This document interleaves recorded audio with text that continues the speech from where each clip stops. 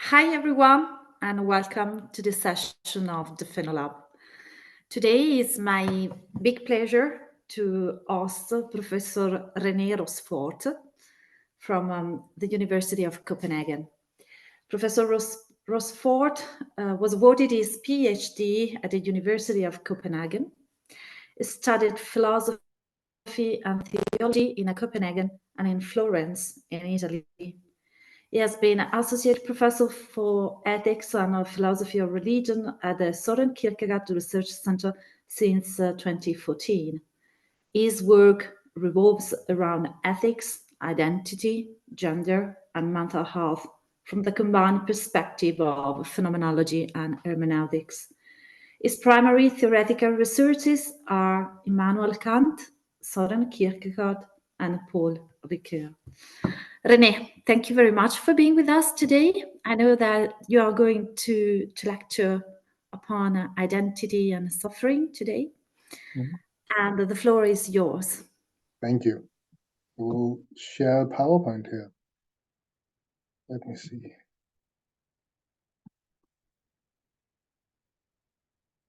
Let's see if I can. So, are you able to see the PowerPoint? Good. Yes, perfectly. Thank you. Thank you very much, Francesca, for introducing me and for the invitation to speak here at FinoLab. I'm going to share something that I'm working on and have been working on for a number of years, and it is I've been trying to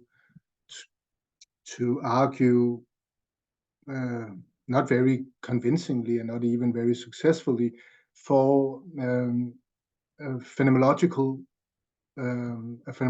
approach, but a hermeneutical phenomenological approach to suffering in general, but to psychiatry in particular. And it has been, from my perspective,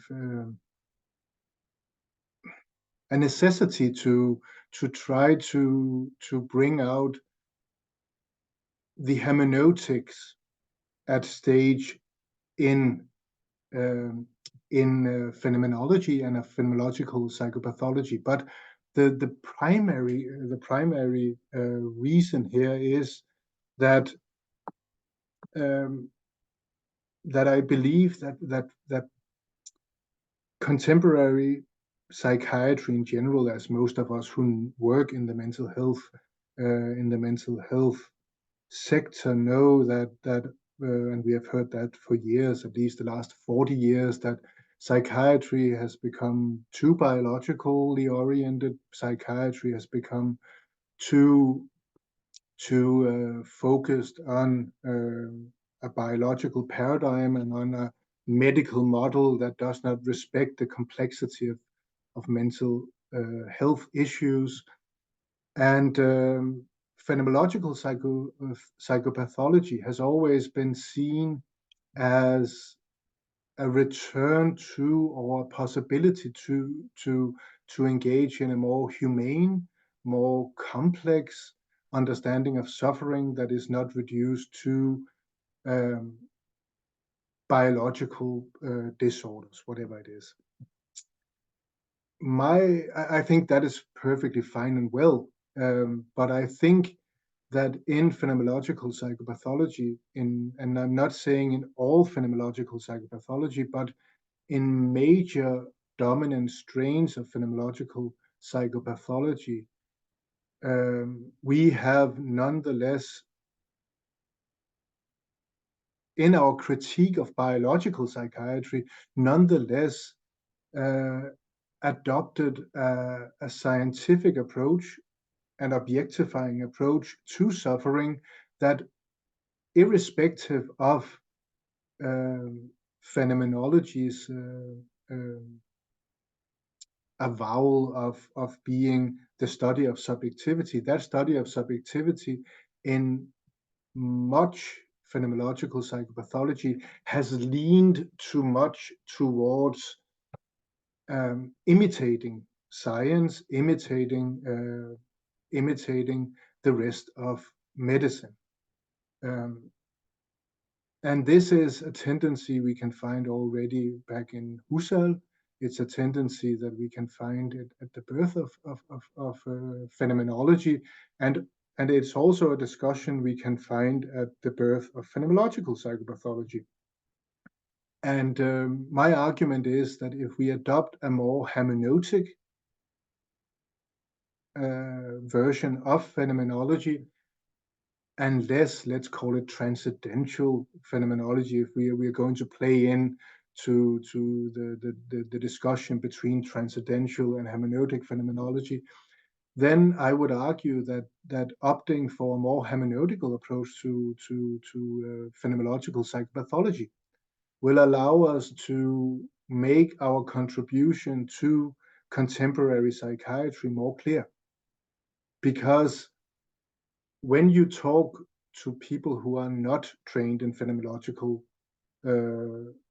psychopathology, amongst mental health professionals, when you say the word phenomenology, they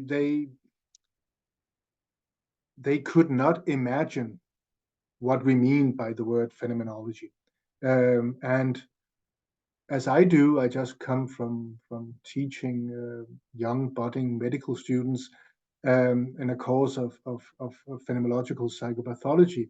And when you drive them through innumerable sessions on phenomenological psychopathology, then they still, after 2, 3, 4, 5 sessions, they are slightly confused because they cannot comprehend how phenomenology can be about subjectivity, but about an objective account of subjectivity that is not subjectivism or individualism. That very often can be very difficult to grasp, and I think it's right that it's difficult to grasp. I have struggled with it for years, trying to convince people that this objective account of phenomenology, a more transcendental account, is the way to go in order to articulate subjectivity and the experiential structures that go into mental suffering. I have always been more attracted to the hermeneutical part of phenomenology. So I have always been a bit skeptic towards the rigorous character of some versions of phenomenological psychopathology.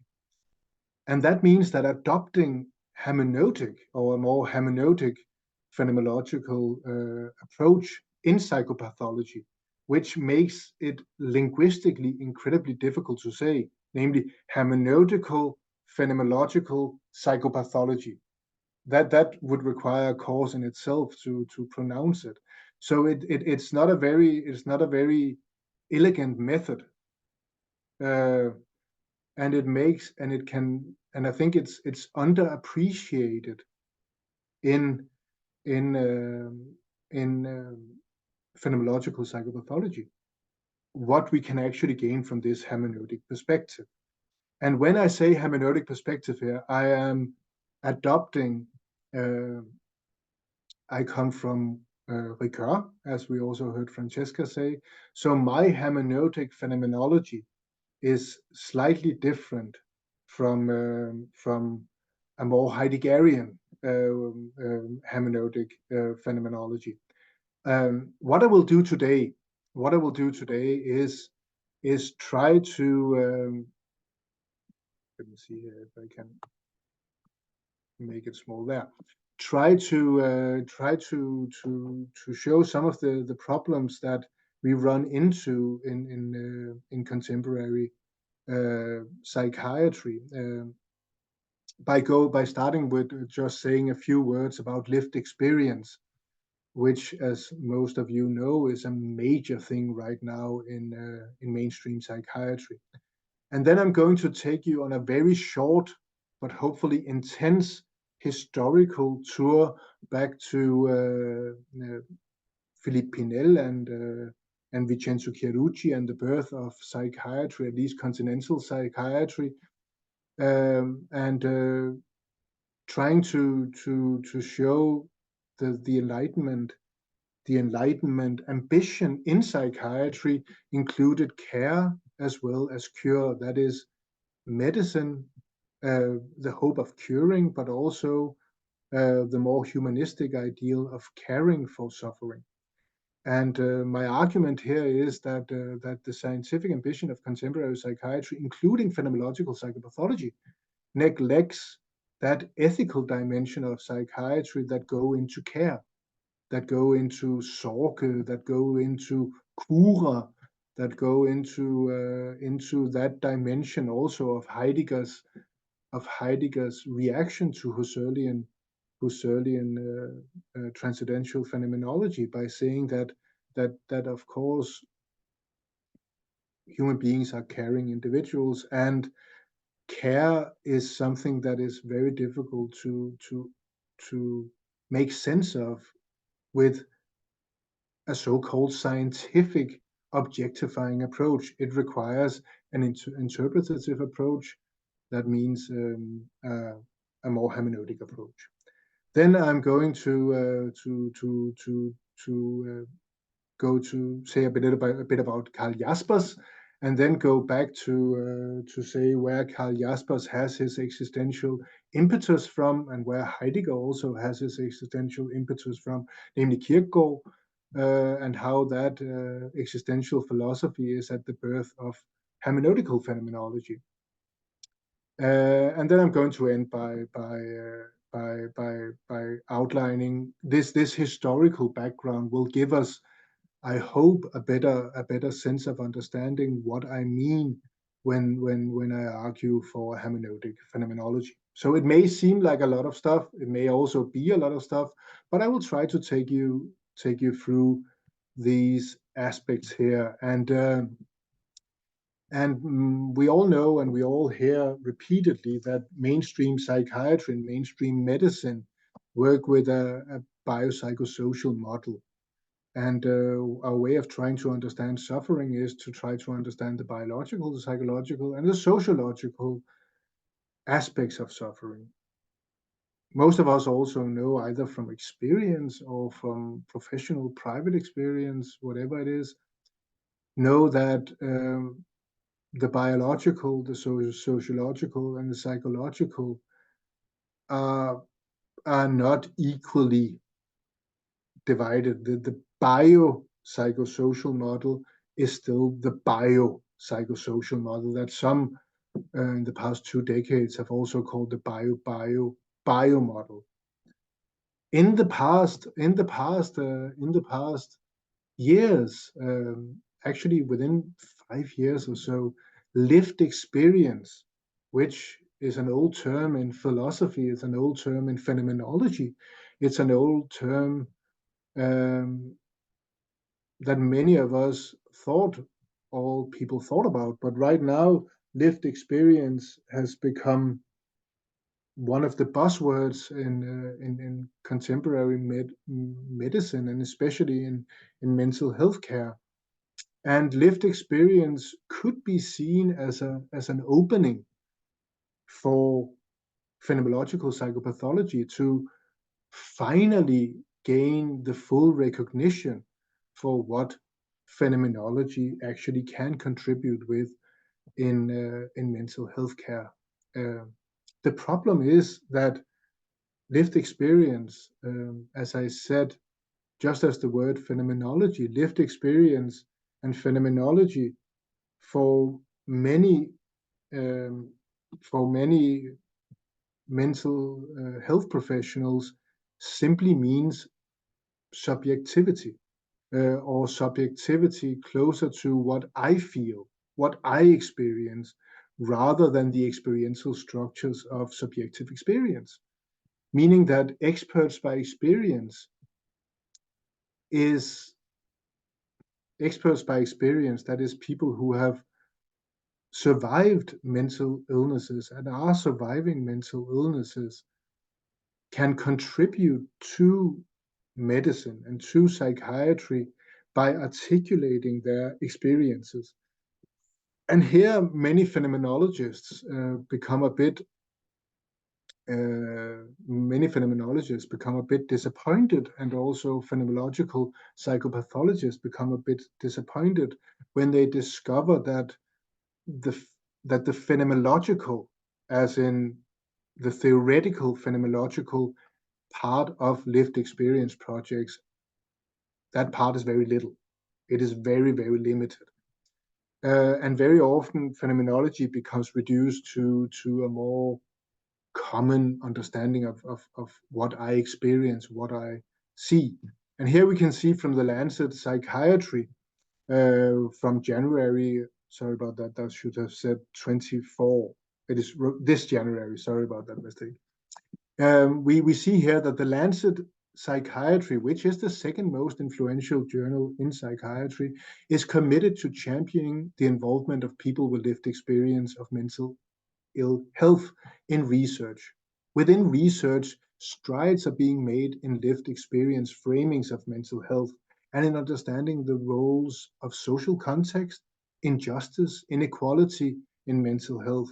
And the Lancet Psychiatry encourages this broadening, and look here very carefully, this broadening on perspectives on mental health.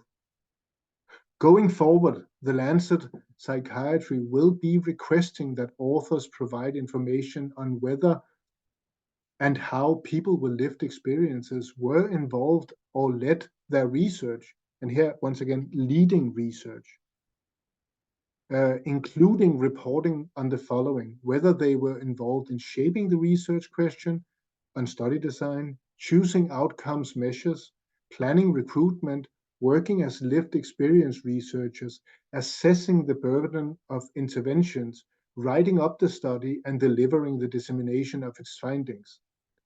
And here comes something very radical for such an influential journal. Studies without lived experience involvement would need to acknowledge this as a limitation. Authors are encouraged to state whether they are working from a position of lived experience, although this, of course, is optional.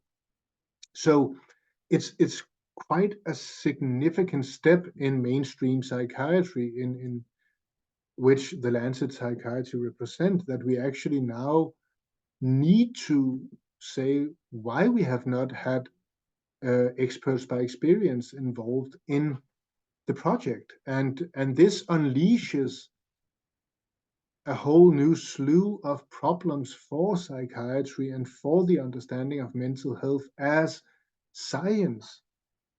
Namely, that questions of identity, questions of subjectivity, such as individual subjectivity, and questions of culture will and necessarily do become more relevant when we open up for lived experience, because that means that how I feel as a person embedded in a certain culture, who understand myself as being of a certain identity, and we all know the troubled history of gender and sexual identity and psychiatry, that our identity, whether we identify as binary or non-binary individuals, will disturb and to a certain extent make it very difficult to go around. I at least think it will make it difficult to go and continue to make psychiatry as business as usual, because these things will challenge even the biopsychosocial model, as long as the biopsychosocial model is a scientific model. And here, phenomenology and phenomenological psychopathology will I think have a lot of important contributions to make. But my argument is that it needs to be a hermeneutical phenomenological psychopathology, because otherwise this model that phenomenological psychopathology will give to mainstream psychiatry is a model that is still too focused on an uncritical notion of objectivity. an uncritical notion of identity, an uncritical notion of culture, pre-culture, and non-culture diagnosis, and also the question of subjectivity. These things will at least be able to, we will at least be able to deal with more critically if we adopt a hermeneutical theory. And this brings me to the second part of my talk here, and that is that I see this care-cure, this hermeneutical aspect, and this more scientific aspect, the scientific aspect of finding an etiology, finding a pathogenetical development, finding a way to cure mental suffering, and then versus, or hopefully but sometimes also versus a way to care for it. And here I will just make a very, very short outline of the development of psychiatry at the very birth of psychiatry in the beginning of the 19th century, because here we have, of course, the first nosology made by William Cullen in a very Enlightenment spirit of trying to make a methodological nosology, which is in many ways also recognized, I think, as the birth of modern nosologies. Of course, Kraepelin afterwards develop also Cullen's insights in particular ways, but the ones that I would like to highlight here is of course on the continent here in Europe, Philippe Pinel and Vincenzo Chiarucci and their groundbreaking manuals, which were not just groundbreaking books. These two books, they were also the result of arduous work of trying to famously, in the name of in the name of reason and in the name of morals, to try to talk with patients, instead of doing what the history of psychiatry up until and also after the Enlightenment is full of, namely chaining people to walls or putting them in prisons, or people who suffer, seeing them as aberrations or abnormalities that we cannot have in our lives, then starting to see, okay, if madness is completely incomprehensible, perhaps it's incomprehensible because we have not started to look at them as human. And this kind of humanistic reform that we find, and also in Britain and also in the States, in the Enlightenment movement here, is a reform that says, in order to do something with these people, let's try to approach scientifically, trying to understand what is going on, but let's also make this possible by talking with the individuals, trying to understand them, trying to not reduce their suffering to a simple abnormality. And that is, of course, also the very influence of moral treatments, which is, of course, not moral as we understand it today, but the treatment of ideas, the treatment of the mind, rather than the treatment of the body. And here, care and the acceptance of subjective experience, and of course the rally cry of the Enlightenment, namely the will to be free, the demand to be free, the sapere aude, as Kant says in his Was ist Aufklärung little piece there, is that subjectivity and autonomy becomes driving forces with the Enlightenment. And what we can see here is that in the 19th century, we have the birth of psychology proper, but also the birth of biology proper. And Chiarucci and Pinel differed a bit there, but that's not important to the argument. The argument is that especially known as the German century, At least Edward Shorter has called it that in his The History of Psychiatry from the 1990s. That the German universities began to study what is mental illness, began to take seriously the quest for finding a cure, while also we had budding clinical realities at stake. That is psychological interest in what was actually going on in these individuals. And what was in the center here was the human person, of course. And this battle for care and cure, or this combination of care and cure, were in the 19th century, psychiatry began to gravitate more and more towards cure, and that gravitation towards cure, towards finding out what is the wrong, not who am I who suffers.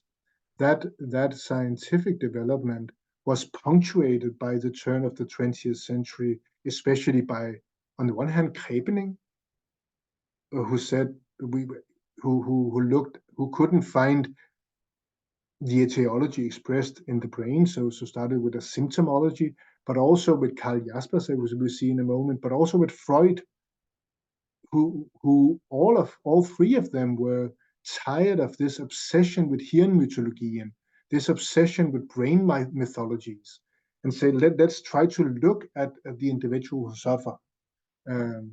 But that little hiatus that were at the beginning of the 20th century, which lasted, let's say, 50, 60 years, it was also in that hiatus from the beginning of the 20th century up until the 1970s, 80s, that we still had care and cure more or less living together in professional psychiatry. But the DSM-3 and its operationalized categories more or less wiped out the last remnants of phenomenology, existential philosophy, and also psychoanalysis from the DSM, and consequently also from the ICD. And much of this is, of course, because what happened with Darwin and what happened in the 20th century was that the scientific century, which came to fruition, I think, in psychiatry in the 1990s, was that the cure care perspective became skewed. So cure started to take off and leave care behind, or at least leave care for the psychologists, or leave care for the therapists. But cure is what, finding out what is going on scientifically, is what the psychiatrist is doing here. And that also changes in many ways the understanding and experience, or the experience and understanding of suffering. What I will do now here is, against the backdrop of this history, I will try to zoom in on Jaspers, just to quote something on Jaspers, and then give up, as I said, some existential perspectives on what happened there around the turn of the 20th century, out of which also phenomenological psychopathology was born in this period. And here we'll go back to Kierkegaard, mention a bit of that before we'll conclude with this hermeneutic alternative that I think it is. But I really consider these historical outlines. Of course, they are very rough and very inaccurate and very painted with broad strokes, but I still find them to be important in order to have a sense of the discipline in which we are working. So in the fourth edition of General Psychopathology, Jaspers introduces a chapter, namely the patient's attitude to their illness, or what is called Stellungnahme. And this chapter here he actually uses Kierkegaard as the fundamental term, because Kierkegaard ever since he wrote the first edition in 1913 up until the second edition here in 46, Kierkegaard filled more and more and more in Jasper's philosophy of existence. So it's of course a very different general psychopathology. We find it from the fourth edition onwards, when it remained unedited. So Kierkegaard, he writes here literally in the middle of the book. Kierkegaard wrote the following from his own experience. It is and remains the greatest affliction when a human being does not know whether the reason for his suffering is an illness of the mind or sin. The crude categories with which we classify and comprehend psychopathologically do not penetrate into the core of a human being. Therein is a source of, by means of which he seems to be able to detach himself from everything, from what occurs, from what happens to him, and from what he is not, insofar as he distances himself. For psychopathologists, there always remains the limit of knowledge. Existence itself cannot be touched by psychopathological knowledge or experience, let alone scientific knowledge or experience. And here for Jaspers, it is of course a notion of autonomy, a notion of freedom that becomes so important for his philosophy of existence.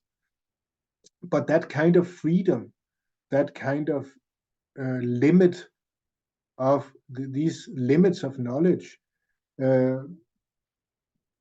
is, I think, at the very heart of the psychiatric experience, namely that we need conceptual clarity in order to make sense of the phenomenological abundance that suffering presents to us. And the problem is that the phenomenological abundance is inherently tied up, on Jasper's account, also tied up with our freedom to experience, or our freedom in experience, or our freedom of experience. And our conceptual clarity is constantly challenged by this phenomenological abundance here. And Jasper's very infamous theorem of incomprehensibility that very often has been taken, and Jasper's, of course, is to fault for that, taken as a way of we are not able to understand psychosis or radical mental illnesses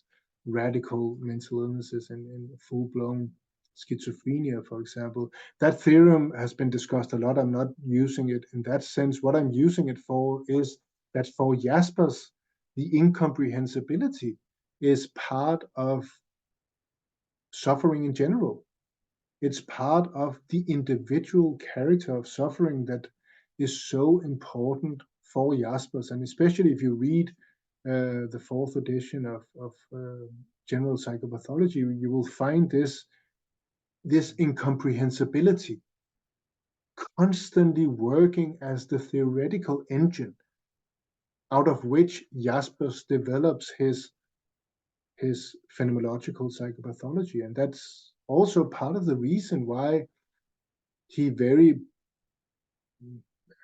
impolitely says that Husserl's phenomenology, he says in his self-biography, that Husserl's phenomenology is the death of philosophy, because Husserl's phenomenology, according to Jaspers, wants to explain.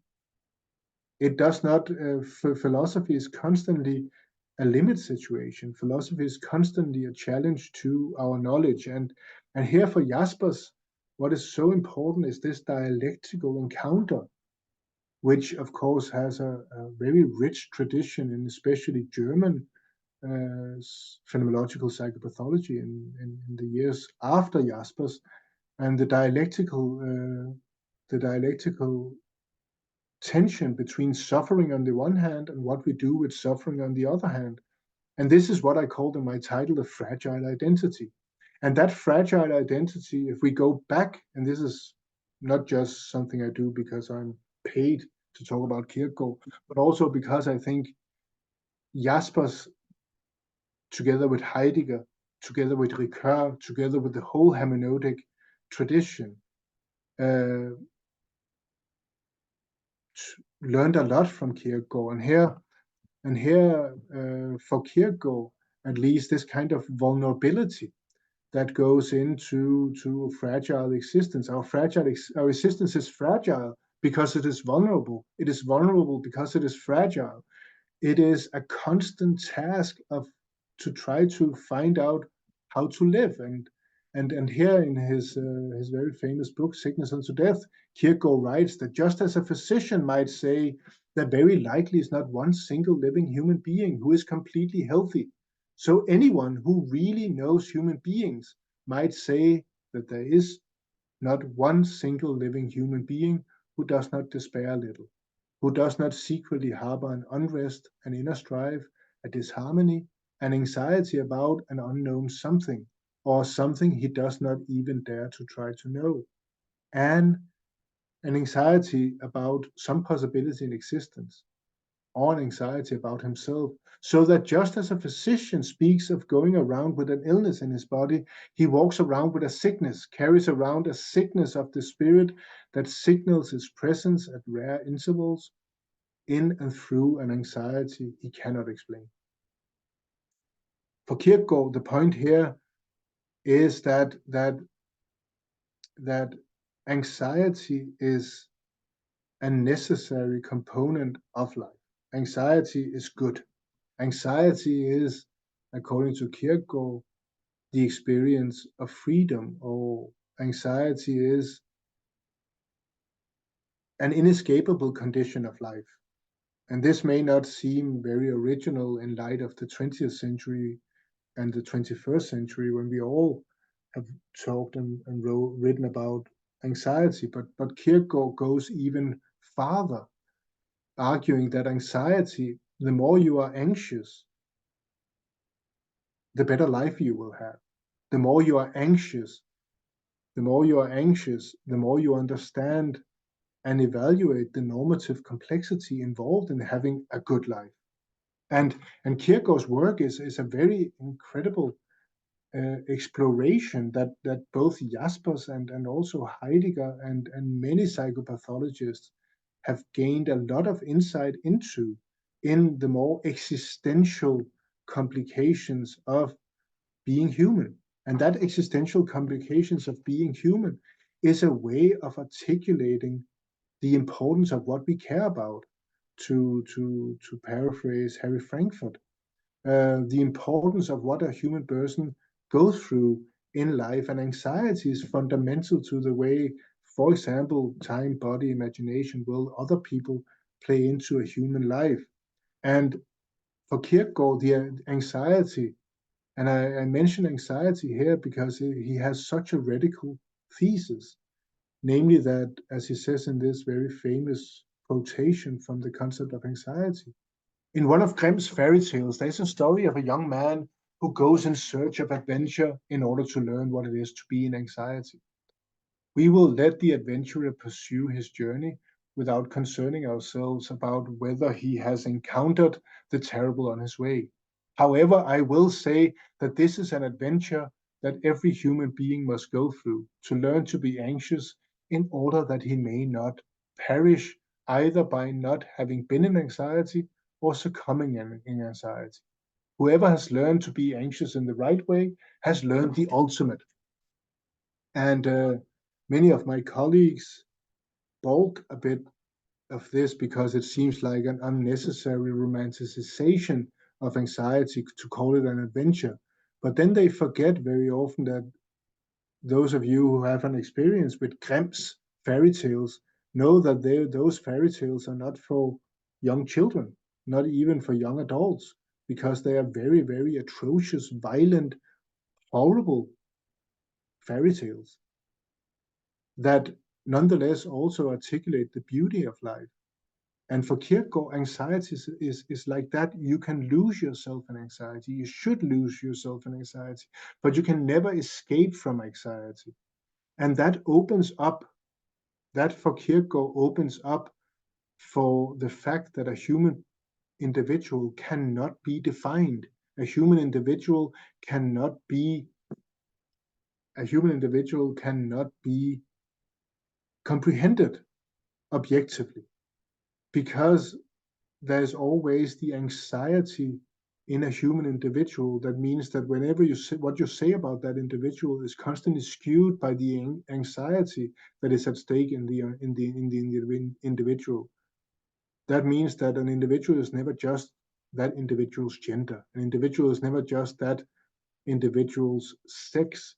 There is constantly a freedom, or an experience of freedom, or an experience of faith involved in being who we are. So that kind of anxiety brings out the marvel of thought.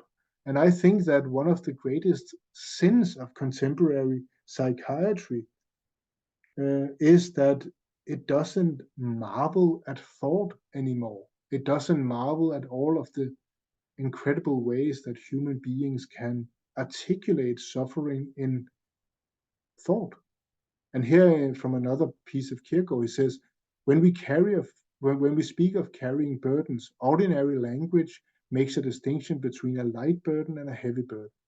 We say that it's easy to carry the light burden and hard to carry the heavy one. But the discourse now is not about that. It is about something much more solemn, that one and the same burden is heavy and yet light. The discourse is about this marvel, for it is really a greater marvel to change water into wine. But is it really a greater marvel to change water into wine than for the heavy burden to continue to be heavy and yet to be light? How does this change take place? I wonder if it is not because a thought, an idea intervenes. The burden is heavy, he says, and he halts. But then a thought, an idea intervenes, and he says, no, no, oh no, it is actually light. Is he double-tongued? Is he self-contradicting himself? Oh no, if he is speaking this way in truth, then he is truly in love. Therefore, it is with the aid of the thought, of the idea of being in love, that the change takes place. What Kierkegaard is talking about here is that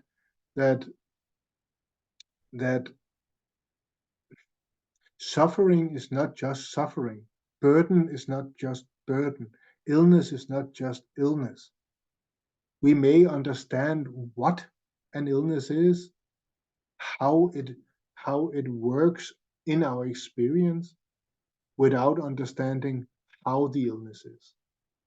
And this change from what to how is also the change from I would say, a more transcendental phenomenology that in spite of all its attention to the how, to description, it still wants to describe the what of the how, instead of looking at the how of the how, or the who of the how, because it still wants to be a rigorous science and not a description of an individual who suffers, but a description of suffering that goes beyond the individual. And I think that is incredibly important.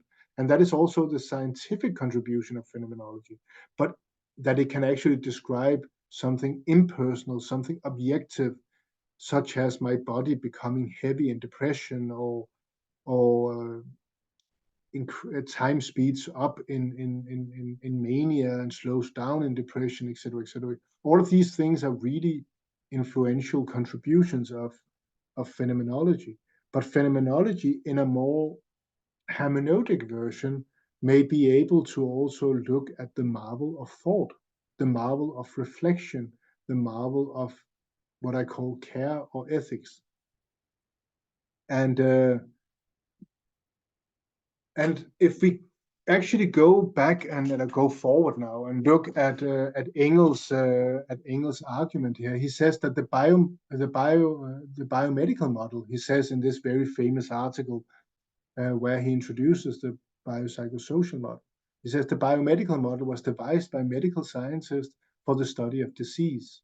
As such, it was a scientific model That is, it involved a shared set of assumptions and rules of conduct based on the scientific method and constitute a blueprint for research. Not all models are scientific. Indeed, broadly defined, a model is nothing more than a belief system utilized to explain natural phenomena, to make sense out of what is puzzling or disturbing. The more socially disruptive or individually upsetting the phenomena, the more pressing the need of humans to devise explanatory systems. Such efforts as explanation constitutes devices for social adaptation. The doctor's task is to account for the dysphoria and the dysfunction which leads the individual to seek medical help, adopt a sick role, and accept the status of patienthood. He must weigh the relative contributions of social and psychological as well as biological factors implicated in the patient's dysphoria and dysfunction, as well as his decision to accept or not accept patienthood, and with it the responsibility to cooperate in his own mental health. So lived experience has always been there, hidden in the very heart of psychiatry, at least in the biopsychosocial model.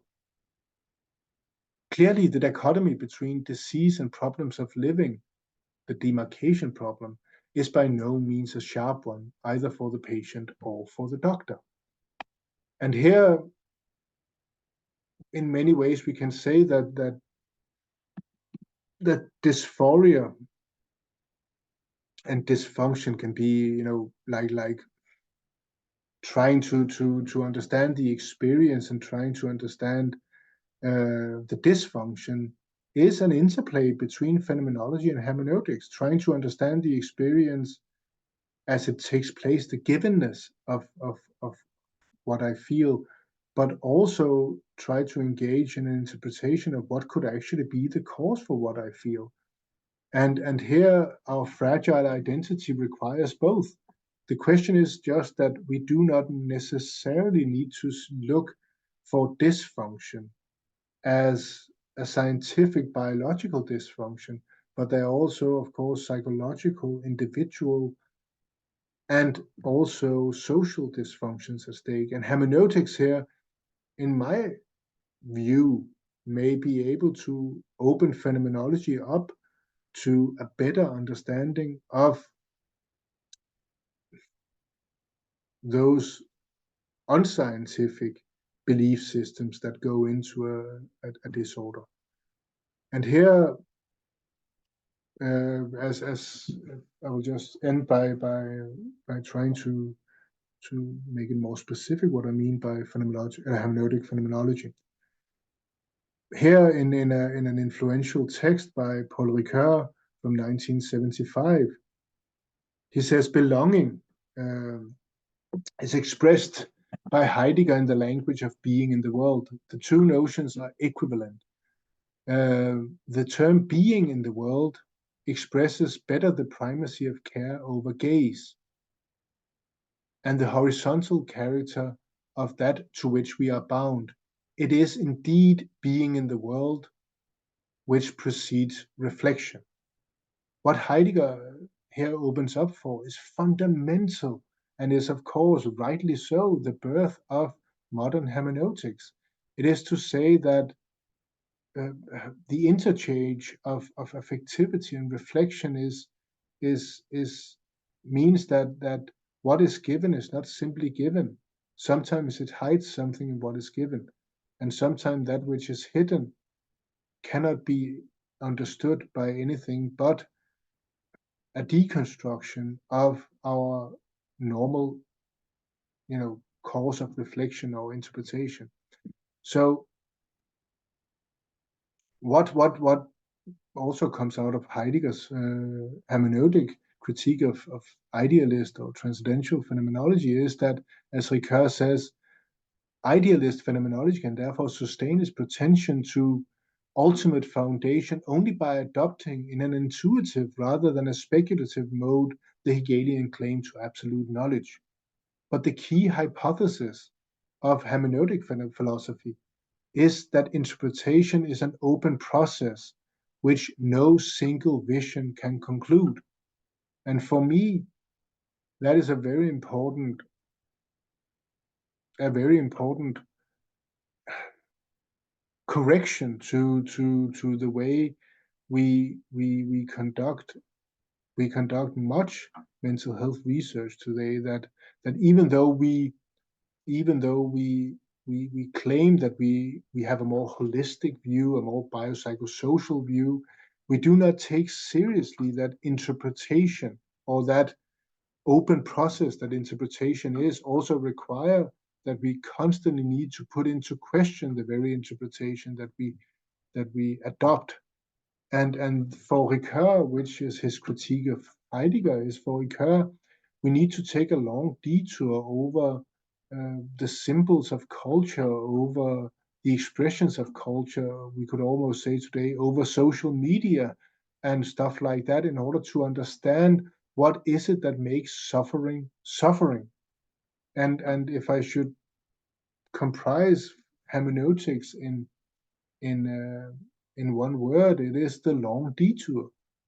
It is the acceptance of what Heidegger also, when he calls Holzwege, these pathways that you never know whether or not they arrive at anything, or that these pathways in the forest that you never know whether or not they're suddenly going to stop, or whether or not they're going to bring out a wonder.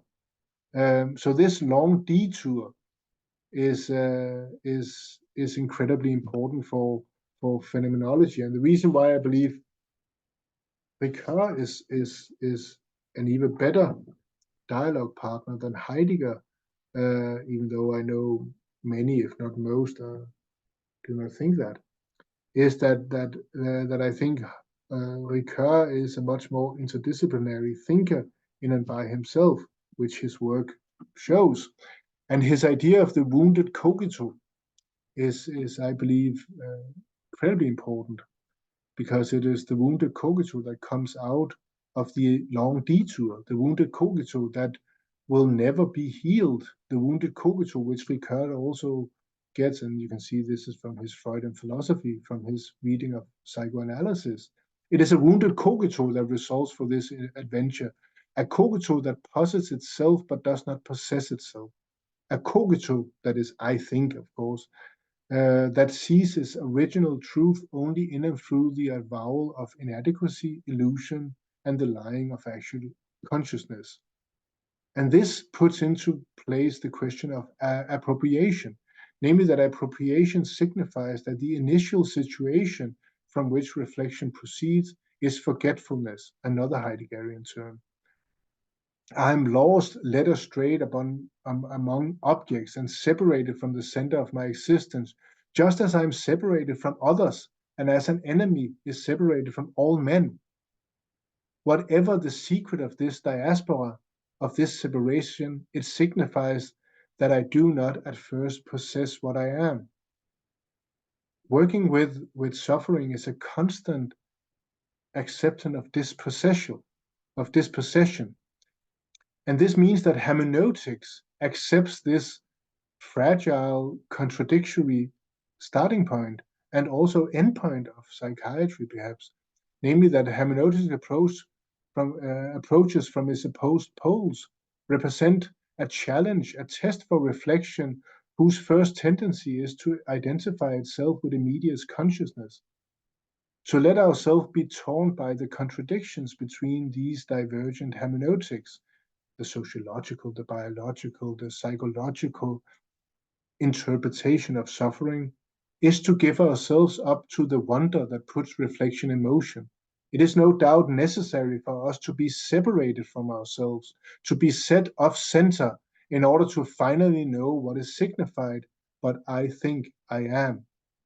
In order to become concrete, i.e. equal to its richest context, reflection must become hermeneutic. But there exists no general hermeneutics. This aporia puts us in movement. Would it not be one and the same thing to arbitrate the war of hermeneutics and to enlarge reflection to the dimensions of a critique of interpretation?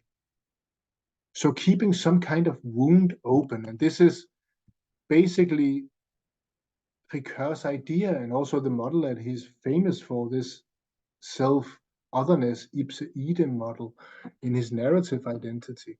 The reason why I have not brought about the narrative identity is because I do not think that we can reduce his philosophy to that. So hermeneutic proposes to make subjectivity the final, not the first category of a theory of understanding. Subjectivity must be lost as radical origin. It is not a biological thing. It is not an experiential thing. It is in many ways being lost if it is to be recovered in a more modest role. So basically becoming myself. And this goes back to the lived experience.